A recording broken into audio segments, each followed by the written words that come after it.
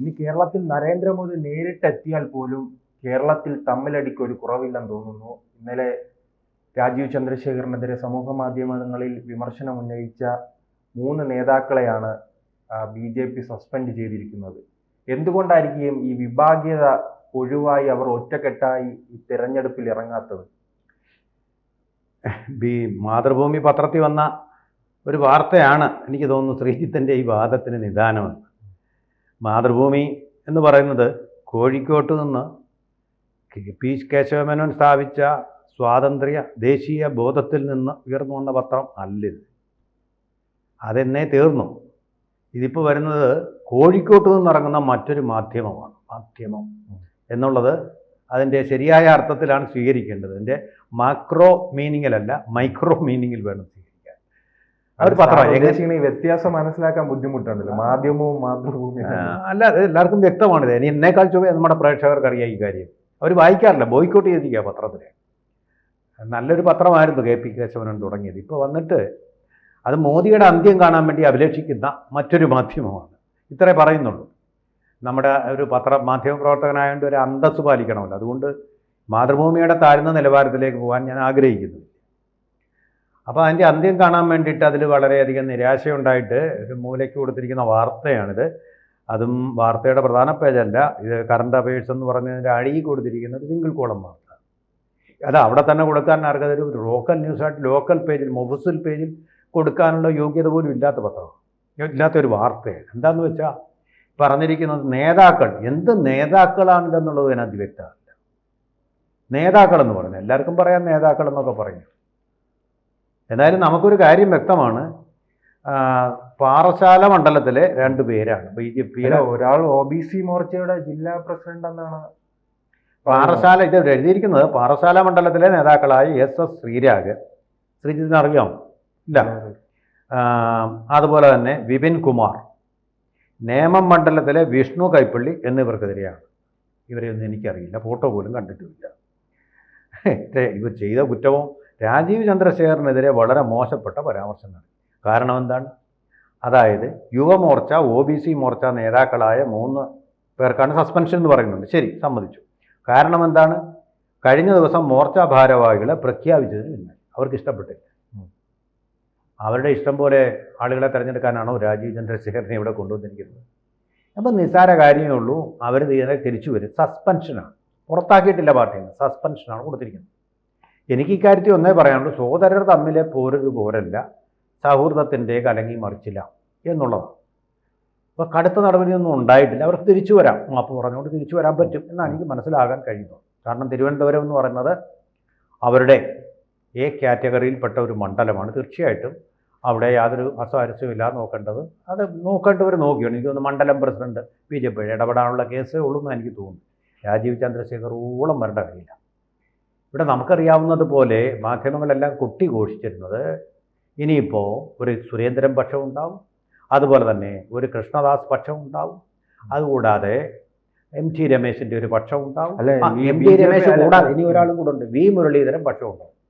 പക്ഷേ ഇപ്പോൾ എല്ലാം എണ്ണ തേച്ച യന്ത്രം, ശോഭനാപക്ഷം ഉണ്ടാവും.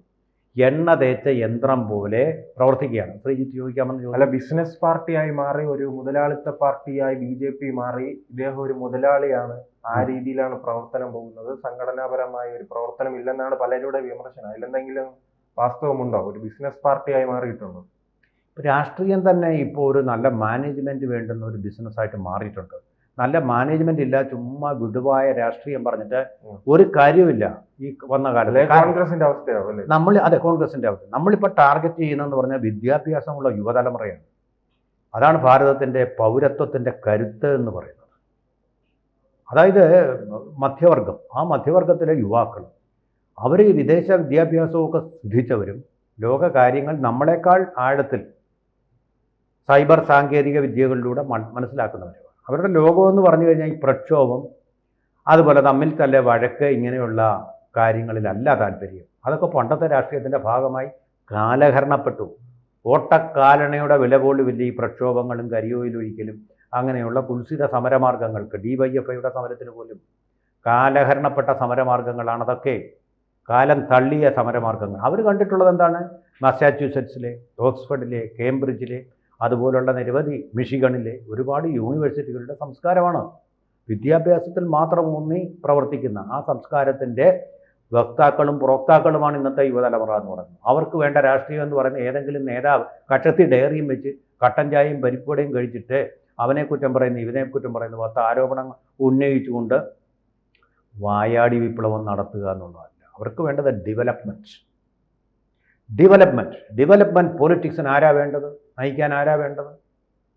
അതിന് മാർഗദർശനം കഴിയാനുള്ള ഒരു ടെക്നോക്രാറ്റ്. അതാണ് ഇന്ത്യയുടെ ഇന്നത്തെ ആവശ്യം. ആ ടെക്നോക്രാറ്റിന് ടെക്നോളജി മാത്രം അറിഞ്ഞാൽ പോരാ. പിന്നെയോ മാനേജ്മെൻറ്റ്. ഇത് ഒരു മാനേജ്മെൻറ്റ് എക്സ്പെർട്ടാണ്, അതുപോലെ ഒരു ടെക്നോക്രാറ്റുമാണ്, രാഷ്ട്രീയ ബോധമുള്ള ഒരു വ്യക്തി. അല്ല, എല്ലാവരെയും പരിഗണിച്ചാൽ മാത്രമല്ല ഒരു രാഷ്ട്രീയ പാർട്ടിക്ക് മുന്നോട്ട് പോകാൻ കഴിയുകയുള്ളൂ. പഴയവരെയും പുതിയ ആൾക്കാരെ കൊണ്ടുവരണം, വിട്ടുപോയിട്ടുള്ള പാർട്ടിയിലേക്ക് കൊണ്ടുവരണം. അങ്ങനെ ഒരു ശ്രമം ഇപ്പോൾ രാജീവിന്റെ നടക്കുന്നുണ്ട്. അതാണ് ഇപ്പോൾ യുവമോർച്ചയിലും അതുപോലെ തന്നെ ന്യൂനപക്ഷ മോർച്ചയിലും എല്ലാം അത് വന്നിട്ടുണ്ട്. അക്കോമഡേറ്റ് ചെയ്യുന്നവരെ കംപ്ലീറ്റ് ആയിട്ട് അക്കോമഡേറ്റ് ഉണ്ട്. ഏറ്റവും ഒരാളെ പുറത്താക്കിയിട്ടുണ്ടെങ്കിൽ വി മുരളീധരനെ മാത്രമാണ്. വി മുരളീധരന് പക്ഷേ അതിൽ പരിഭവമില്ല. വളരെ ശക്തമായിട്ട് അദ്ദേഹം പാർട്ടിക്ക് വേണ്ടിയിട്ട് പുറത്തു വന്നിരിക്കുകയാണ്. ഇപ്പോൾ സുരേഷ് ഗോപിയുടെ പ്രശ്നത്തിൽ തന്നെ, അതുപോലെ തന്നെ ഇവിടെ നടക്കുന്ന ഈ വ്യാജ ഗാന്ധി നടത്തുന്ന ആ പ്രക്ഷോഭമുണ്ട്, വ്യാജ വോട്ടിൻ്റെ പേരിൽ നടത്തുന്ന വ്യാജ പ്രക്ഷോഭം, ആളെ പറ്റിക്കാൻ വേണ്ടിയിട്ട്, അതിനെക്കുറിച്ച് വളരെ ശക്തമായ ഭാഷയിൽ ആദ്യമായിട്ട് വിമർശനം ഉന്നയിച്ച രാജീവ് ചന്ദ്രശേഖരല്ല, വി മുരളീധരനാണ് ഇവിടെ. പിന്നെ ഒരു ചെറിയ പൊട്ടിത്തെറി വന്നത് ഒരു തരി, കനലൊരു തരിയാണെങ്കിലും കെ സുരേന്ദ്രനിൽ നിന്നാണ്. അദ്ദേഹമാണ് പറഞ്ഞത് നിലമ്പൂരിലെ തോൽവിക്ക് ശേഷം നമ്മൾ വികസനം എന്ന് പറഞ്ഞ് നടന്നാൽ പോരാ, രാഷ്ട്രീയം പറയണം എന്ന് പറഞ്ഞു. പക്ഷെ നോക്കൂ, നരേന്ദ്രമോദി എന്താ പറഞ്ഞത്? നോക്കൂ, ഗുജറാത്ത് കലാപത്തിന് ശേഷം ഒരിക്കൽ അദ്ദേഹം തമിഴ്നാട്ടിലേക്ക് പോകാൻ വേണ്ടി തിരുവനന്തപുരം വിമാനത്താവളത്തിൽ വന്നു. ഗുജറാത്ത് കലാപത്തിൻ്റെ തൊട്ടപ്പുറം അദ്ദേഹത്തിനോട് ചോദിച്ചു ഗുജറാത്ത് കലാപത്തെ പറ്റി. അന്നെന്താ അദ്ദേഹം പറഞ്ഞത്? No, I won't talk about it. The Supreme Court will look after it and the enquiry commission will look after it. I will talk only of politics. Only of development politics. Only development politics. അങ്ങനെ വല്ലതും ഉണ്ടെങ്കിൽ നിങ്ങൾ ചോദിക്കുക. ഈ ഗുജറാത്തിൽ നടന്ന വികസന പ്രവർത്തനങ്ങളെക്കുറിച്ച് നമുക്ക് നോക്കൂ. ഇപ്പോൾ ഡെവലപ്മെൻറ്റ് പോളിറ്റിക്സ് പഠിച്ച ഒരാൾ ഇന്ത്യയിലെ ആ ട്രാൻസ്ഫർമേഷനാണ് അതെത്ര ഭംഗിയായിട്ട് നടത്തിയിരിക്കുന്നു. അത്തരം ഒരു പ്ലാനിൻ്റെ ഭാഗമായിട്ടാണ് നരേന്ദ്രമോദി തന്നെ ഇദ്ദേഹത്തെ ഇവിടുത്തെ സെലക്ട് ചെയ്തത്.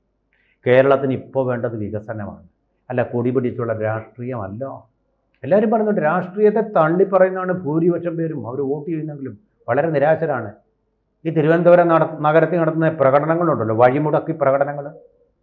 കേരളത്തിൽ തിരുവനന്തപുരത്ത് മാത്രമേ ഉള്ളൂ ഈ തല്ലിപ്പൊളി പ്രകടനങ്ങൾ നടക്കുന്ന. സെക്രട്ടേറിയറ്റിൻ്റെ മുമ്പിലേക്ക് ഒരു 12 മൈൽ അകലെ നിൽക്കൂ മറ്റ് ജന്തർ മന്ദർ, ഡൽഹി ജന്തർ മന്ദർ നോക്കൂ. വിധാൻസൗധയിലേക്ക് ഏതെങ്കിലും പ്രകടനം നടക്കുന്നതായിട്ട് കാണുന്നുണ്ടോ? ആളുകളുടെ സഞ്ചാരത്തിനൊരു കുഴപ്പവും സംഭവിക്കുന്നില്ല ഇവിടെ. സഞ്ചാരത്തിന് കുഴപ്പം സംഭവിക്കുന്ന അവിടുത്തെ ട്രാഫിക് ബ്ലോക്കും ഉണ്ട് ബാംഗ്ലൂരിൽ. മറ്റൊരു തലസ്ഥാനത്ത് ഇതുപോലെയല്ല. കൂടിൽ കെട്ടി താമസിക്കുക, അവിടെ കിടന്നു സമരം ചെയ്യുക, ഇരുന്ന് സമരം ചെയ്യുക, ഇതൊക്കെ വൃത്തികേടല്ലേ? നിങ്ങളൊരു സംസ്ഥാനത്തെ അപമാനിക്കുകയല്ലേ? ശരി, നിങ്ങളുടെ പ്രശ്നങ്ങൾ പറയാൻ നിങ്ങൾ ശംഖുമുഖത്ത് പോയിരുന്ന് കുടയും പിടിച്ചുകൊണ്ടിരുന്നുകൊണ്ട് കാറ്റും കൊണ്ടുകൊണ്ട് അവിടെ ഇരുന്ന് പറയും. മരിച്ച വി എസ് അച്യുതാനന്ദൻ ഞാൻ നയിച്ച ഒരു സംവാദത്തിൽ പറഞ്ഞ കാര്യമാണ്. വേണമെങ്കിൽ പ്രകടനങ്ങൾ നമുക്ക് ശംഖുമുഖത്തേക്ക് മാറ്റാം. എം ഹസനും അതിൽ പങ്കെടുത്തൊരു ആ സംവാദത്തെ സ്വാഗതം ചെയ്തിരുന്നു. പക്ഷേ ആരും ഇത് ടേക്കപ്പ് ചെയ്തില്ല. എല്ലാവർക്കും സെക്രട്ടറിയേറ്റിൻ്റെ മുന്നിൽ നല്ല സുഖമാണ്, നല്ല കാറ്റുമുണ്ട്, സുഖമായിട്ട് ഭക്ഷണവും കഴിക്കുക, അവിടെ ഹോട്ടലുകളും ഉണ്ട്, ആളുകളെയും കണ്ടുകൊണ്ട് കാറ്റും കൊണ്ടിരിക്കുക എന്നുള്ളൊരു മൗഢ്യത്തിൽ അങ്ങനെ വന്നിരിക്കുന്ന പോലെ ഉള്ള രാഷ്ട്രീയമല്ല ഇനി വേണ്ടത്. ഡെവലപ്മെൻറ്റ്, നമ്മുടെ യുവക്കളുടെ ഭാവി ഉണ്ടല്ലോ, ഇനി വരുന്ന തലമുറകളുടെ ഭാവി നമ്മൾ ഇപ്പോഴേ രൂപകൽപ്പന ചെയ്യണം, ക്രാന്തദർശിത്വത്തോടു കൂടി തന്നെ. അങ്ങനെ ഒരു പൊളിറ്റിക്സിൻ്റെ ഏറ്റവും പറ്റിയ ആളാണ്, ന്യൂ പൊളിറ്റിക്സിൻ്റെ ഏറ്റവും പറ്റിയ ആളാണ് ഇദ്ദേഹം. അല്ല, ഈ രാഷ്ട്രീയ പത്രസമ്മേളനങ്ങൾ നടത്തി കാര്യങ്ങൾ പറയുക എന്നുള്ളതല്ല, പ്രവൃത്തി കൊണ്ട് പുരോഗതിയിലേക്ക് നാടിനെ നയിക്കുക എന്നുള്ള ദൗത്യമാണ് ഈ രാഷ്ട്രീയക്കാർ ഏറ്റെടുക്കേണ്ടത്. ആ ഡെവലപ്മെൻറ്റ് പൊളിറ്റിക്സിൻ്റെ ഏറ്റവും തിളക്കമുള്ള മുഖമാണ് ഇദ്ദേഹം. ഇപ്പോൾ പാർട്ടി ഒറ്റക്കെട്ടായിട്ട് മുന്നോട്ട് പോകുന്നുണ്ട്. ഇത് BJP കണ്ടിരിക്കുന്നത് ഇന്നോ നാളെയോ ഉള്ള വിജയമല്ല, അടുത്ത ഒരു 10 വർഷത്തിന് ശേഷം കേരളത്തിൻ്റെ ഭാവി അതാണ്. അവിടെ ഈ പൊളിറ്റിക്സ് എന്ന് പറയുന്നതിന് വലിയ പ്രാധാന്യമില്ല. ഡെവലപ്മെൻറ്റ് ഓറിയൻറ്റഡ് പൊളിറ്റിക്സ് ആയിരിക്കും വർക്ക് ചെയ്യുക. ഒരു സംശയവും വേണ്ട. വരൂ, അന്നത്തെ പൗരൻ എന്ന് പറയുന്നത് മധ്യവർഗത്തിൽ പെട്ടവരായിരിക്കും കൂടുതലും. അവർ വേണ്ടത് കൂടുതൽ സൗകര്യങ്ങളാണ്. അതിനുവേണ്ടി ഇപ്പം തന്നെ കേരളത്തിന് വെളിയിൽ പോയിരിക്കുന്ന ആൾക്കാരെല്ലാം നമ്മുടെ റോഡുകൾ നന്നായി കാണുന്നതിൽ സന്തോഷിക്കുന്ന ആൾക്കാരാണ്. പാശ്ചാത്യ നിലവാരത്തിലേക്ക് അത്തരം ഒരു ട്രാൻസ്ഫോർമേഷനാണ് അല്ലെങ്കിൽ ഡെവലപ്മെൻറ്റാണ് നമ്മുടെ പൊളിറ്റിക്സായിട്ട് വരാൻ ചർച്ച ചെയ്യാനും പോകുന്നത്. അല്ലാതെ ഈ അരാഷ്ട്രീയവാദങ്ങളും അരാജകത്വവാദങ്ങളും അങ്ങനെയുള്ള ഈ ചുമ്മാ രാഹുൽ ഗാന്ധി കാണിക്കുന്നത് പോലെ അദ്ദേഹമാണ് ഇതിനൊക്കെ നേതൃത്വം നൽകുന്നത്. ഡെവലപ്മെൻറ്റ് പൊളിറ്റിക്സിന് നെഗറ്റീവ് പൊളിറ്റിക്സാണ് കളിച്ചുകൊണ്ടിരിക്കുന്നത്. അതാരും ഇനി സ്വീകരിക്കാൻ പോകുന്നില്ല. പോസിറ്റീവ് പൊളിറ്റിക്സ് അതാണ് രാജീവ് ചന്ദ്രശേഖർ പ്രതിനിധാനം ചെയ്യുന്നതെന്നാണ് ഞാൻ കരുതുന്നത്. അതുകൊണ്ട് ഇതിനായിട്ട് ചെറുതായിട്ട് മണ്ഡലം കമ്മിറ്റിയിൽ നിന്നും പ്രതിഷേധിച്ചിട്ട് ഒരു പ്രയോജനം ഉണ്ടാവില്ല. നോക്കൂ, ഒരു ഉദാഹരണം കൂടെ പറഞ്ഞു നിർത്താം. PP മുകുന്ദൻ പോലും കെ സുരേന്ദ്രനെതിരെ അഴിമതി ആണെന്ന് പറഞ്ഞ് പാർട്ടിക്കകത്തൊരു കലാപം ഉണ്ടാക്കിയാൽ എന്ത് ബലം ഉണ്ടായിരുന്നു. അതുകൊണ്ട് ഈ പാറശാല മണ്ഡലത്തിലെ 2-3 പേര് രാജിവെച്ചു, ഒരു കൂട്ടത്തോടെ ഒരു 100 പേര് രാജിവെച്ചാലും പാർട്ടിയെ അത് ബാധിക്കുന്നില്ല. പാർട്ടിക്കൊരു വിഷനുണ്ട്. ആ വിഷൻ വളരെ ശക്തമായിട്ട് തന്നെ ഇനി മുന്നോട്ട് പോകും. ആ വിഷനാണ് ഇവിടുത്തെ തിരുവനന്തപുരത്തെ ജനങ്ങൾ ഉൾക്കൊള്ളുന്നത് എന്നാണ് ഞാൻ മനസ്സിലാക്കുന്നത്. കൂടുതൽ വാർത്തകളും വിശേഷങ്ങളും നിങ്ങളിലേക്ക് എത്താൻ ABC മലയാളം സബ്സ്ക്രൈബ് ചെയ്യുക, ബെൽ ബട്ടണും അമർത്തുക.